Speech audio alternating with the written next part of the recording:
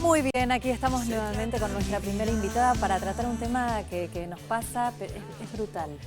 Nos cuesta mucho digerirlo, sí. Se habla poco y tiene que ver con el incesto, el abuso sexual de parte de los padres hacia las hijas, hacia las niñas, padres que violan a sus hijas. Por eso es tan difícil de digerir y se habla tan poco y muchas veces en la justicia no se les cree a las niñas y cuando llevan estos casos y se denuncian y no se acompaña a las madres. Y para hablar de este tema estamos con la doctora Eva Giberti, que acaba de publicar un libro justamente que se llama Incesto Paterno-Filial. Ella es directora, coordinadora y fundadora del programa Las Víctimas contra las Violencias. Hace muchos años viene trabajando en la temática y justamente Mariana, tratando de visibilizar este tema tan duro y doloroso, ¿no? Pero antes de meternos a charlar con Eva, muchas gracias por venir. Vemos un informe.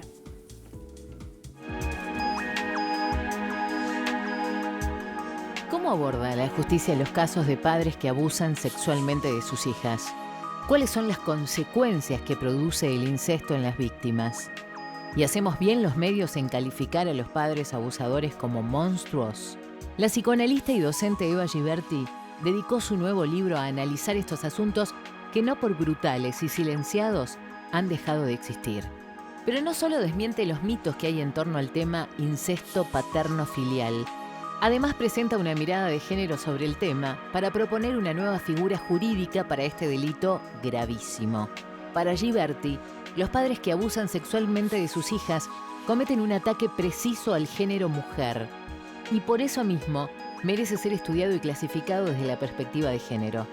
Eva Giberti es reconocida por sus múltiples trabajos sobre la violencia contra las mujeres y adolescentes. Por eso la salida de su nuevo libro es noticia, no solo para estudiantes y profesionales, sino para volver sobre un tema que, aunque con distintos niveles de responsabilidad, tanto a la justicia y a los medios, como a nosotros mismos, nos resulta muy difícil de encarar. Ahí está planteado este tema. Eva, ¿por qué ocurre el incesto? A uno le cuesta tanto digerir el tema y hablar del tema porque le cuesta imaginar que un papá puede abusar sexualmente de su hija. Claro, pero lo que pasa es que un papá es un varón y los varones habitualmente están entrenados en el ejercicio del poder y suponen que la hija, por ser su propia hija, es también una propiedad y una propiedad carnal. Entonces no titubean, no todos los padres por cierto, pero una cantidad significativa de padres usan a su hija como una posibilidad de disfrute sexual, pero no solamente a través de una relación sexual habitual, para no entrar en detalles en este horario. No solamente las violan, sino que también es incesto otra serie de características que corresponden a determinado tipo de caricias, manoseos, toqueteos, acercamientos, mostrarle fotos pornográficas. Es decir, los padres están haciendo, muchos padres, están haciendo cosas, como vos decías, que es terrible o que es difícil, o Mavi decía, que es terrible, difícil imaginarlo, cada vez con más frecuencia. Y esto es un fenómeno que no corresponde a una organización por clase.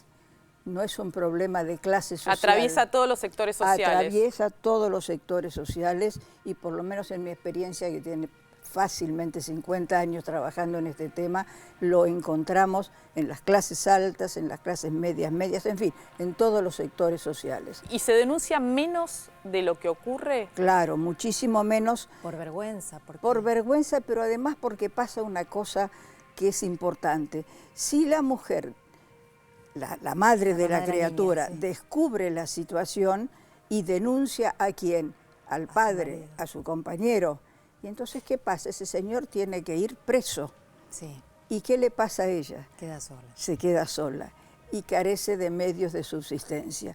Entonces, este es uno de los motivos por los cuales el incesto queda tan taponado. Y además, ella pasa por una situación de gran vergüenza, de gran humillación, porque tiene que contar en el medio ambiente donde se mueve: me separé porque mi marido en realidad era un incestuoso. La palabra incestuoso se usa poco porque rompe el oído, es una palabra incómoda que los antropólogos la usan muy bien. Pero fíjense qué interesante, en el Código Penal tampoco se usa.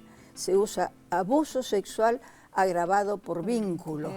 Es decir, hay hasta miedo de usar la palabra incesto, que es una palabra que los antropólogos manejan habitualmente porque es muy fácil saber qué es un incesto, ¿no? Vos decías esta cuestión que, bueno, se denuncia mucho menos de lo que ocurre, pero también es cierto que, bueno, cuando se ponen palabras, hay mamás que acompañan estas denuncias de sus niñas, de sus hijas, con todo lo hostil que puede ser ese camino en la justicia, ¿no? Y a veces se las tilda de haberle lavado el cerebro a esas niñas para que acusen al papá en situaciones de divorcios contradictorios. ¿Ocurren estas falsas denuncias? Falsas denuncias existen en todas partes y en todos los ámbitos, pero los chicos no son juguetes a los que se les pueda meter ideas en la cabeza si los chicos no han pasado por la experiencia.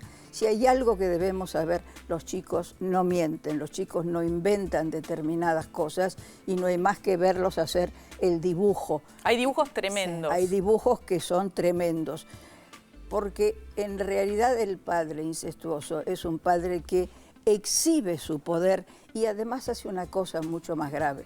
Le dice a la niña: este es un secreto entre vos y yo. Ni se te ocurra contarle a mamá. Exactamente. Claro. Entonces, este sujeto lo que hace es estropear definitivamente a esta niña en la historia de su sexualidad. ¿Dónde es que yo he visto más claramente el tema del incesto? En mi consultorio, con pacientes, mujeres de 30, 40, 50 años, que después de determinado tiempo de terapia se atreven y cuentan: sí, porque cuando yo tenía 10 años, mi papá venía todas las noches a mi cama y yo temblaba solo de escuchar los pasos porque ya sabía lo que me esperaba.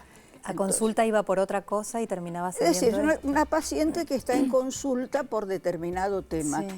Y después de un año de tratamiento o de 6 meses de tratamiento, sale a la luz. Sale a la luz, aparece esto. Y entonces ellas cuentan: bueno, yo me he hecho mujer, pero mi relación con el varón está estropeada. Claro. Y ese caso no fue denunciado en la justicia, seguramente. Ah, no, por supuesto, claro, no fue denunciado en la justicia. Yo lo que quería saber es, nosotras lo adjetivábamos y decíamos, bueno, esto es brutal, esto no, pero porque pensamos desde otra cabeza. Yo quería saber qué pasa por la cabeza de ese hombre como para que esto sea normal, natural y con derecho sobre esa criatura. ¿Qué le pasa en la cabeza? Le pasa que entiende que su poder es lo suficientemente importante como para poder actuar sobre el cuerpo de la niña. Ve a la niña, la desea, lo que desea es encontrar para él aquello que el cuerpito de una niña puede ofrecerle. Y estoy buscando las palabras, sí, porque estamos en el horario en el que estamos. Pero va a buscar a su hija, no a cualquier menor. No.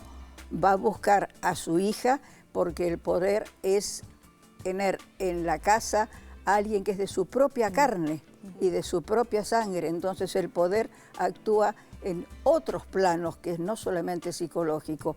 Esta que es parte mía, yo también la uso porque es una propiedad mía y la reincorporo, la hago formar parte de mí. Entonces, las mamás que vos mencionabas, sí, hay que darles mucho espacio a esas mamás, porque son madres que han querido hacer la denuncia, que han ido a hacer la denuncia, los chicos, las niñas en particular, porque este libro que yo he escrito últimamente, este libro se refiere al incesto del padre respecto de la hija. Cuando las madres ven determinadas conductas de las nenas y empiezan a preguntar y entonces se sobresaltan y deciden hacer la denuncia porque este es un delito penal, entonces se asustan, van al juzgado, pero ¿con qué se encuentran?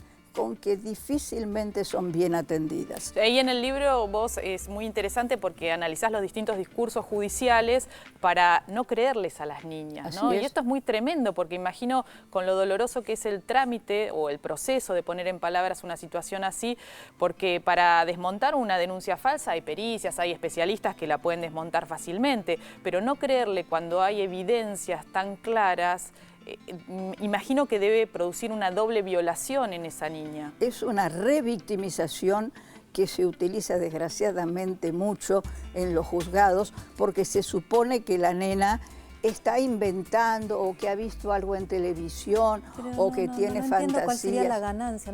Perjudicar al papá en un divorcio donde están enfrentados el papá y la mamá. Muchas veces se utiliza, se dice, e incluso se está hablando de un falso síndrome de alienación parental, que es esto lo que yo señalaba, de que las mamás le pueden lavar el cerebro a las nenas para iniciar o hacer estas denuncias falsas contra su papá, cosa que no existe, que no está validado ni siquiera este síndrome. Esto es una falta de respeto a la víctima. Este es el famoso síndrome de alienación parental que en este momento desgraciadamente están defendiendo algunos jueces e inclusive algunos colegas psicólogos totalmente confundidos, porque esto no es un síndrome, esto es algo que no existe. Los chicos no son títeres a los que vos manipulás y manejás y les haces decir cualquier cosa. Por eso digo, es una falta de respeto a la víctima. Y entonces cuando una niña habla y dice que su papá, cuando la baña, por ejemplo, que esta es una de las cosas que son incestuosas, cuando la baña le hace determinados jueguitos o mete manos de determinada manera, eso es una conducta incestuosa. No hace falta irse a la cama con la nena. Alcanza, como vos decías, Mariana, con el manoseo. Y entonces cuando la madre descubre esto, va al tribunal. A veces ha tocado el caso de ir a la comisaría, no son creídas, ¿pero por qué? Porque hay una justicia y hay un derecho que es patriarcal y que es machista. Entonces, cuando la denuncia camine, cuando la denuncia muestra la evidencia del incesto, lo que queda a la vista es que ese sujeto que debió funcionar como padre es un miserable. Este es uno de los motivos por el cual las denuncias no se toman y se dicen que los chicos mienten. ¿Por qué? Porque es dejar a la víctima, desde el punto de vista del patriarcado, algo inadmisible. Claro. Que hay varones que son decididamente indecentes e inmorales.